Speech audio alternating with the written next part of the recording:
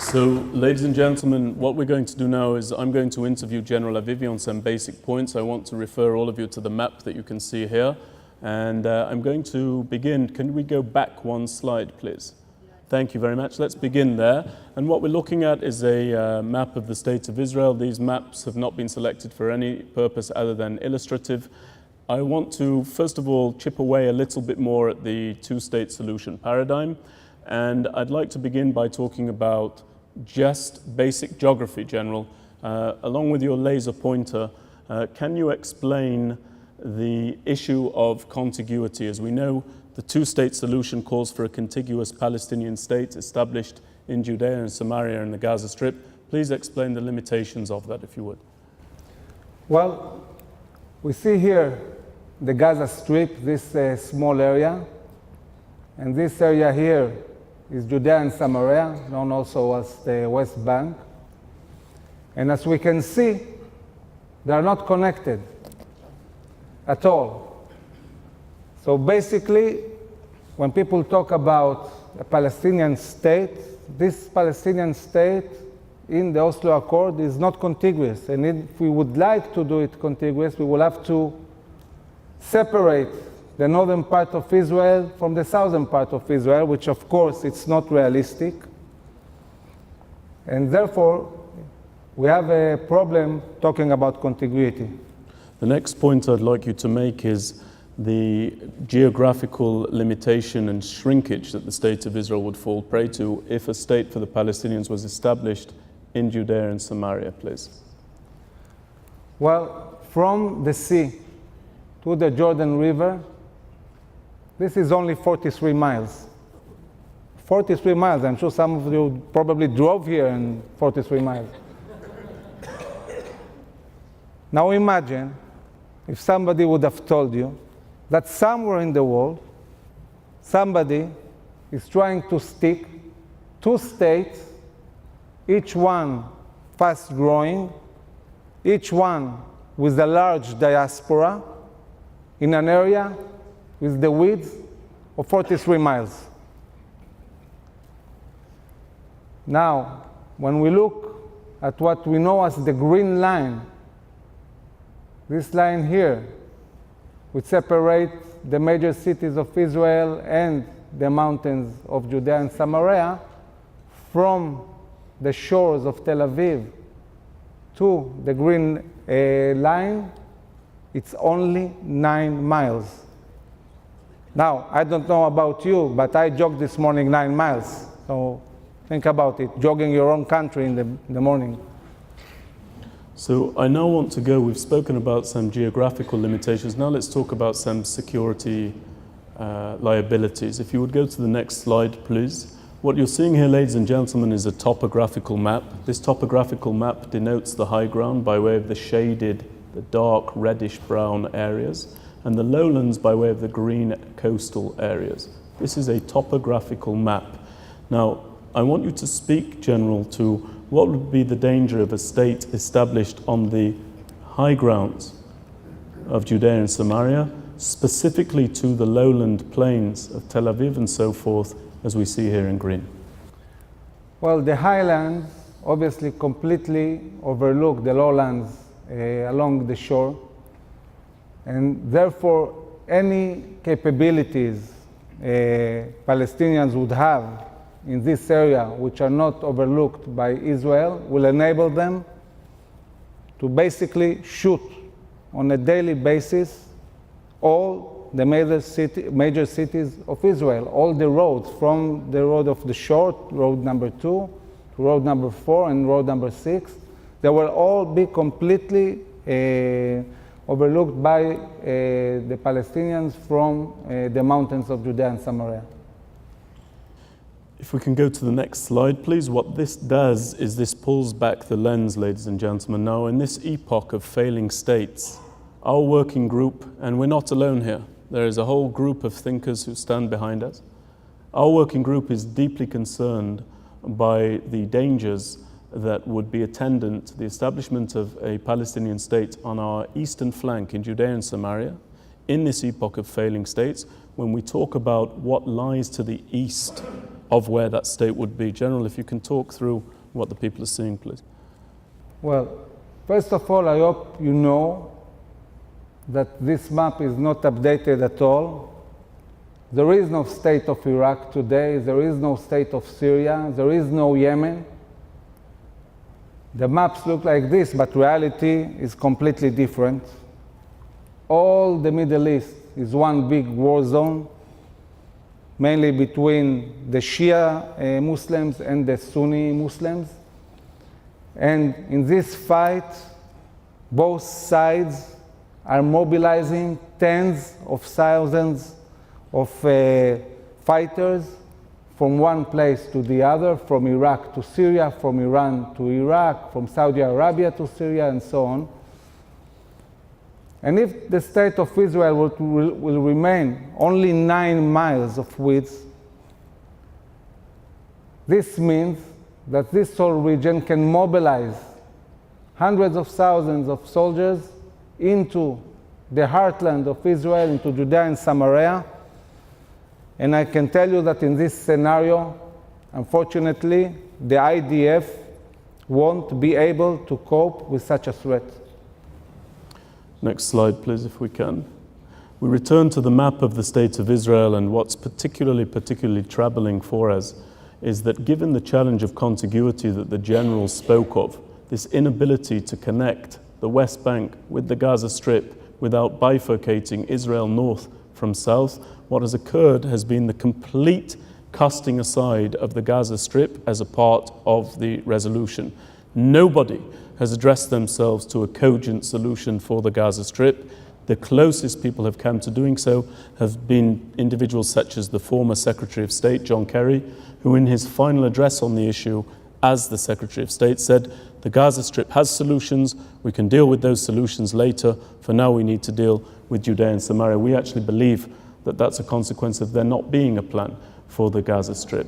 I want you to just express why the Gaza Strip should not be overlooked, and then we'll come into our plan. Well, half of the Palestinian people live in the Gaza Strip, in this small, narrow area, and half of them live in Judea and Samaria. Today, the situation is that Gaza has become a different state. It's controlled by a terror organization called the Hamas, who is ruling the Gaza Strip, completely different entity from the Palestinian Authority in Judea and Samaria. These 2 million people, apart of the fact they are terribly miserable, they are being indoctrinized to jihadism from the age of 3. And if we don't tackle this issue, if we don't deal with it, within 5 or 10 years, there will be 2 million jihadists and nobody to talk to anymore. And this is half of the Palestinian people. Now, when we are talking about what Israel wants from the Palestinians, we just want them to live in peace with us. In this scenario, neglecting the Gaza Strip means the Palestinians have nothing to offer us. Who are we talking to? Half of them are under Hamas. The other half, they are under the Palestinian Authority, but they are divided into many different groups, which include also Hamas. Next slide, please. So this is where we introduce to you the new state solution. We call for the inversion of the Gaza Strip in its current role, to take it and to convert it from being an intractable problem into an integral part of the solution. I want to repeat that. We want to take it from being an intractable problem to being an integral part of the solution. The new state solution calls for, and here you see the Gaza Strip, it calls for the establishment of an independent, free, thriving, sovereign, viable and successful state for the Palestinian Arabs, anchored in the Gaza Strip with contiguity into the Sinai Peninsula along the coastal plain. To put these 3 slides into context for you, again, the top left, this is the Gaza Strip, the lightened area. The top right shows the Gaza Strip, this area in red, in the context of the Sinai Peninsula. And the bottom slide shows this area, which is the Sinai Peninsula, in the context of mainland Egypt. The first thing that you should see there, ladies and gentlemen, is that there is space. Now I want to move on to some of the security advantages of this plan. Next slide, please. We're returning to the topographical map. General Avivi spoke about the security liabilities attendant the establishment of a Palestinian state here in Judea and Samaria along the high grounds. General Avivi, could you please explain the security advantages attendant the establishment of a Palestinian state in the Gaza Strip along the shoreline here of the Sinai Peninsula from Israel's perspective? Well, as Benjamin mentioned earlier, I was a brigade commander on the Egyptian border in this area, and I was also a deputy division commander of the Gaza Strip, so I know this area very well.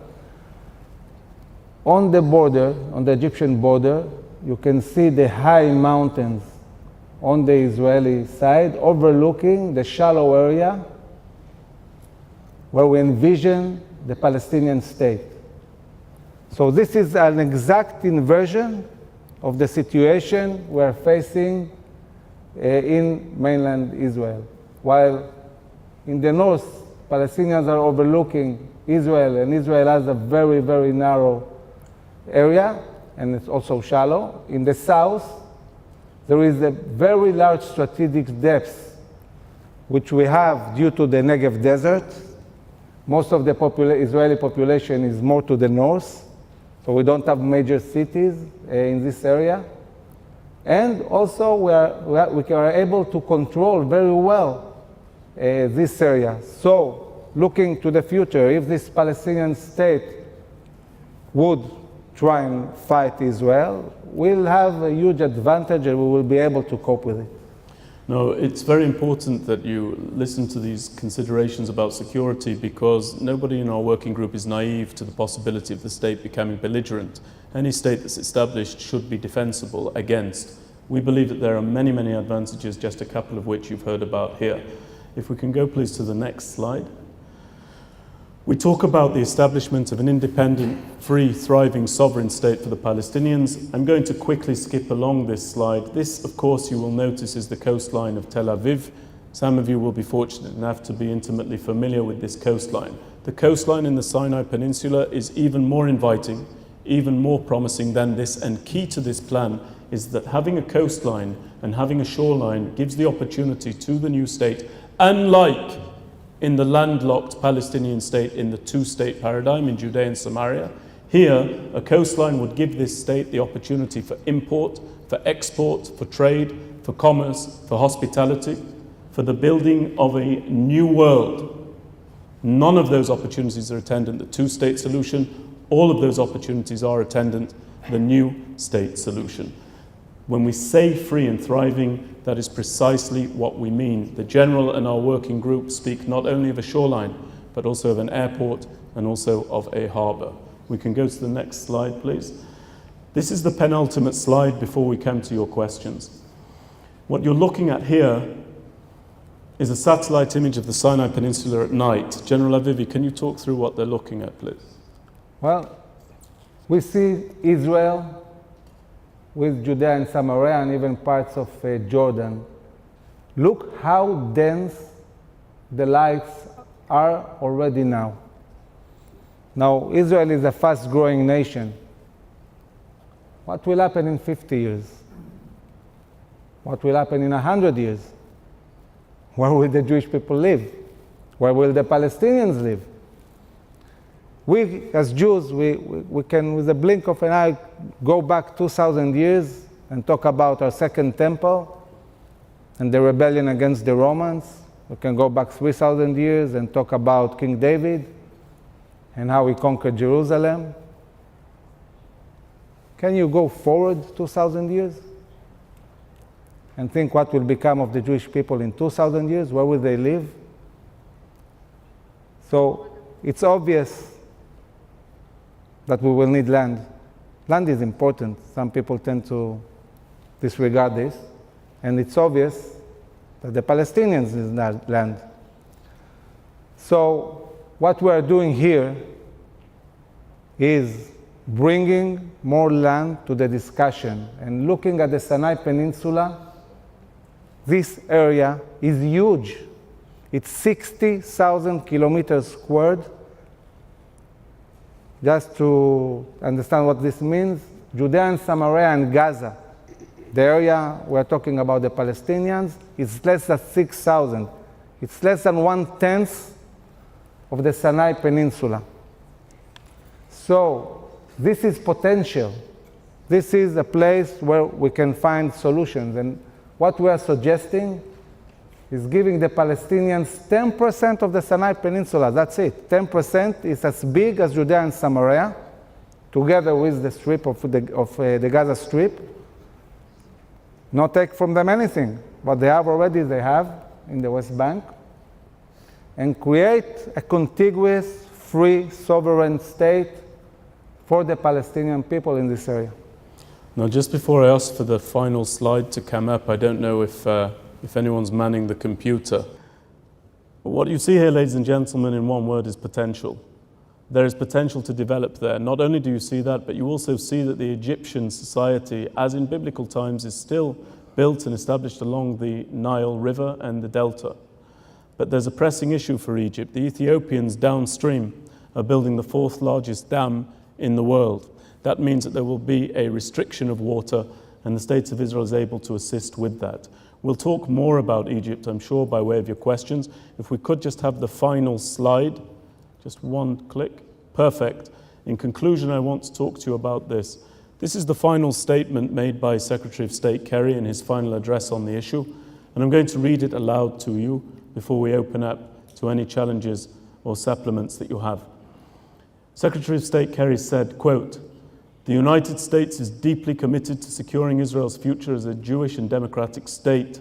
We are also committed to an independent, viable Palestinian state where Palestinians live with freedom and dignity. The only way to achieve that is through a negotiated solution that creates 2 states for 2 peoples living side by side in peace and security." And we submit to you that the new state solution absolutely is faithful to that description. It's 2 states for 2 peoples living side by side in security. It merely requires that we reimagine the borders alongside which those 2 states will coexist.